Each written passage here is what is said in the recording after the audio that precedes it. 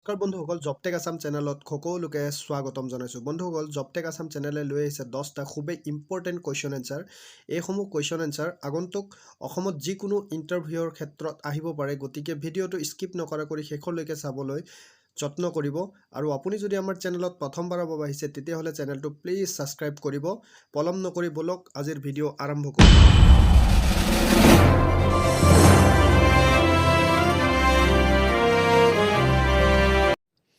Question number 1. According to the Constitution of India, the President can impose through the article. ভাৰতৰ সংবিধান অনুসৰি ৰাষ্ট্ৰপতিয়ে অনুচ্ছেদৰ জৰিয়তে আৰোপ কৰিব পাৰে। ইয়াৰ শুদ্ধ উত্তৰটো হ'ল option D article 352। Next question doctor Zakir Hussain was. Doctor Zakir Hussain কোন আছিল? Option A third president of India, B second president of India, C both A আৰু B, D none of them. তো ইয়াৰ শুদ্ধটো হৈছে অপশ্যন চি বোথ এ আৰু B. Next 3 number question which country won the Uber cup 2014? কোনখন দেশে Uber cup 2014ত জিকিছিল? Option A China, B Japan, C Taiwan আৰু চি ইণ্ডিয়া। তো ইয়াৰ শুদ্ধ উত্তৰটো হ'ল option A China.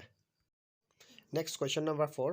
Which schedule was included in the construction by the Amendment of Construction in 1951? কোন অনুসূচিত অন্তৰ্ভুক্ত কৰা হৈছিল 1951 চনত নিৰ্মাণ সংশোধনৰ দ্বাৰা নিৰ্মাণ? ইয়াৰ অপশ্যন হৈছে এ 8, বি 9, চি 5, ডি 4। ইয়াৰ শুদ্ধ উত্তৰটো হ'ল বি 9, 9 নম্বৰ অনুসূচিত। Next question number 5. Who was appointed as the chairperson of Women Commission on 29 September 2014? কাক অধ্যক্ষ হিচাপে নিযুক্তি দিয়া হৈছিল 29 ছেপ্টেম্বৰ 2014 তাৰিখে মহিলা আয়োগ হিচাপে? অপশ্যনসমূহ হৈছে এ সুমিতা মহাজন, বি পূৰ্ণিমা আদৱানী, চি শৰ্মিলা টেগৰ আৰু ডি ললিতা কুমাৰা মংগলম। ইয়াৰ শুদ্ধ উত্তৰটো হৈছে option D Lalita Kumara Mangalam. Next question number 6. Which is the following grass is known as elephant grass?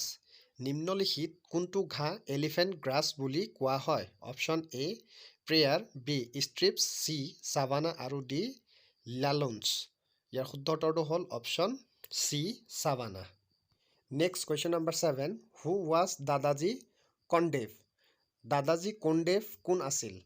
Option a father of শিৱাজী, বি মেটাৰ্নেল আংকুল অফ শিৱাজী, চি টিচাৰ অফ শিৱাজী আৰু ডি পেছোৱা অফ পুনে। ইয়াৰ শুদ্ধ উত্তৰটো হ'ব অপশ্যন চি টিচাৰ অফ শিৱাজী। Next question number 8. Who among the following did not support Buddha religion? নিম্নলিখিত কোনে সমৰ্থন কৰা নাছিল বুদ্ধ ধৰ্ম? Option A Chandragupta Maurya, B Ashoka, C Kanishka আৰু ডি হৰ্ষা বৰ্ধনা।